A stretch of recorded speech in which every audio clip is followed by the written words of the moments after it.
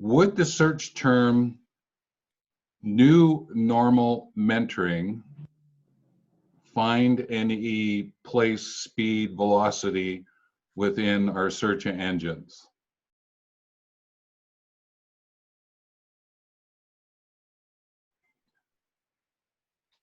I'm just curious. We're throwing this term around now. We're going for the new normal. We're going for the new normal, right? And there's people who are going, well, we didn't have a normal before. It was all the perspectives. So I'm just curious, would we support or would we want the term new normal mentoring to pop up and to be a way to describe mentoring over the next year? Any thoughts about that? Well, I don't know. I don't know what normal is. Normal means average, right? In math. And yeah, I think we all have our own normal. It's like we all have our own filter bubble, right? And so one person's normal is, chances are the people they hang around with, they have similar normals. But yeah, what's coming next, I don't think anybody knows what that is, because we haven't really experienced this before as a human species. Well, I'm asking is because this phrase new normal, and I'm just scratching my head all the time. And someone was using it the other day, and they were going to create a presentation about how to do such and such in the new normal, right? And I just what is that? Where are we going with that term? What does that mean? Kind of idea. And I'm just going to welcome that Martin Ogang is just popping in here. So welcome, Martin. And thanks for joining us. And just to let you know, we're just having a conversation about what adjectives we put in front of mentoring. And I just brought forward the one called the new normal mentoring. So just to give you a sense of where we are at the moment. So when you want to jump in, Martin, you can. Okay, so thanks very much. So this term, all right, if you're going to start looking for mentors who have lived experience, it may be difficult to be thinking about it from a lived experience point of view, is if you have a mentor. But if you have a mentor who understands how to do shift work and that to help you, so it sort of adds to our conversation that we've just been having about, do you need to have the lived experience, or is it the lived experience in the concept of mentoring to be able to help people? I don't know where we're going to go with this one. I have a personal view of it, all right? And do you want me to share that, or do you want to have a conversation more about it? Go for it. Okay, go for it. Go ahead. And then I'll add to it. Yeah.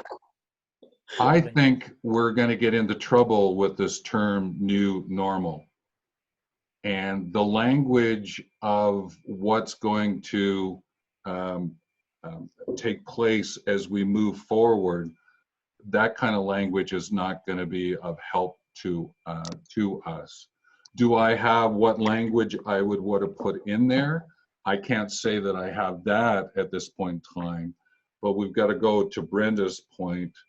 What does normal or old normal mean? And what does new normal, what does those words mean if we're going to put them in front of something like mentoring? Because it could get us into trouble. So I'm just saying, let's really think through, as mentors, use of words like new normal. On the table, thoughts? So the whole term new normal assumes that there was a normal in the first place, right? I mean, that goes back to what I was saying before about our human ability to make all these assumptions right off the bat. And I don't think there is, as someone who's lived a not normal life,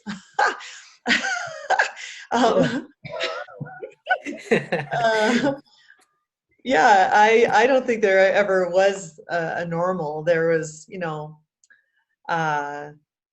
there's definitely, I mean, there's different cultures and the way that people, the majority of people have lived in certain environments. But yeah, I don't really see, you know, it's so funny. It reminds me of, I was at a meeting a couple weeks ago of a group, they were all talking about, and I'm not going to get into the details, but they were all talking about, you know, an alternative lifestyle. And then they proceeded to talk about all these things that are things I've been doing like since, you know, decades. And so I'm like, well, how do you guys define alternative? Because I don't find anything that you're talking about to be particularly alternative. So yeah, so I agree with you, Stephen. I don't think the new normal idea is something that I really buy into. I Well, think the normal is change, and change has been around. Like constant change has been around for a long time, mostly driven by technology.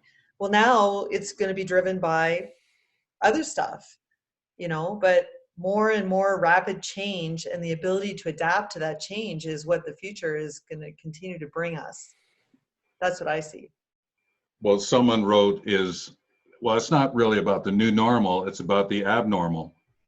And I went, oy vey, here we go. Right. What does all of this gonna, where are we going with this? And then that's, so anyway. Yeah. Doug, Rohit, Martin, anything about the notion of new normal mentoring or anything like that? So for a new normal is, yeah, so is something we we've encountered very new in this time, like technology. As in, like for older person, uh, seeing new things is like abnormal for them, and the old people like doing something is kind of abnormal for new people. So I can say, yeah, because of new technology, many people are adopting. So it's kind of, oh, new normal. So it's nothing abnormal kind of. Yeah, so I understand that Yeah, like of, yeah, for a daydreamer, people are in daydream. So we call it's abnormal. But for a new age or new generation, it's a new normal. So we have to be adopted according to the time. That's it. I yeah. understand that. Okay. Doug, anything you want to share? I do agree with Brenda, just that no, we don't need to go there. Because one of the things that jumps to the forefront for me when we talk about new normal mentoring, so then what does that mean from the application of mentoring processes and concepts and stuff? Does that mean all of that changes because we've now sort of categorized something as the new normal? Or is it those processes and concepts will work? We have to tweak or fine tune them maybe a little bit in order to make them fit better within what the new environment is all about, the business environment. Yeah, I'm hoping that mentors don't go to prescribing what it will be about through their mentoring. Yeah. There is assisting the mentee with rescripting the narrative. That's different than prescribing the story, right? And this is one of the reasons I brought it up, is to let's really be alert as mentors to the language that we're using right now. And to Rohi's part, I don't know the name of the person who owns Zoom, all right? Thank you, Zoom.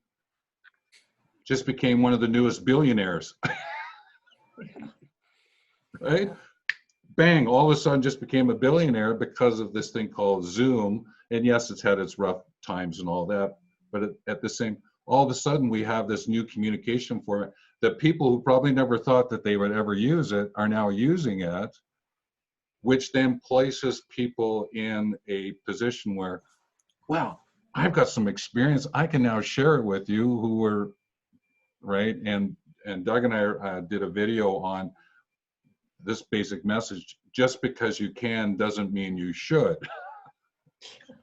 just because you got lived experience doesn't mean you should, just because I can hang out my shingle, right? And this kind of thing. So part of this, I brought it up, is also a bit of a cautionary note to be really alert, is that you don't go to prescribing what's going to be happening, but assisting someone to rescript what is possible for them.